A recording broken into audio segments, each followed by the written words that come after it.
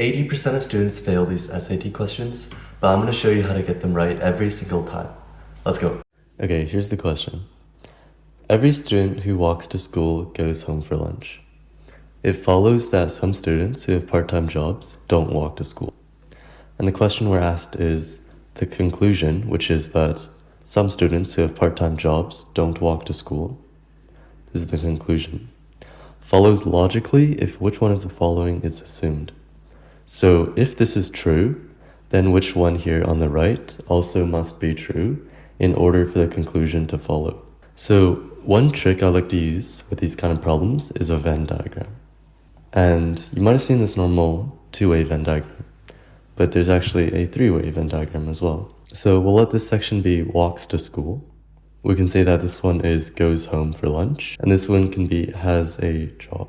So we're given that if they walk to school, then they must go home for lunch, which means that this section here is not possible. Our conclusion was that some students who have a part-time job don't walk to school. So they're outside of this area here, because these ones are the ones that do walk to school. In other words, we want to show that there's a student either in here or in here. Now let's look at the answer choices and see which one can help us prove the existence of one student in here or here. Some students who do not have part-time jobs go home for lunch. So that means they're not in here and they go home for lunch. So that means there's some student in here. That doesn't help us at all, so it's not A. Every student who goes home for lunch has a part-time job. Every student who goes home for lunch has a part-time job. It doesn't directly show the existence of some student. It just says that if a student goes home for lunch, then they also have a part-time job. But there could be no student in either area. So this one's not right either.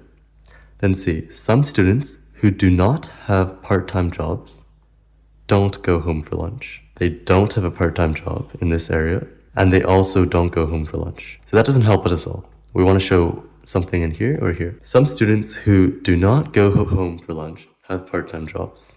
So some student who does not go home for lunch has a part-time job. That means there's got to be one student in here who doesn't go home for lunch and has a part-time job. And that aligns exactly with our conclusion. But just to be thorough, we can look at E as well. Every student who goes home for lunch walks to school. So goes home for lunch, walk to school. That's just saying there's something in here. It doesn't necessarily show that any students are in here.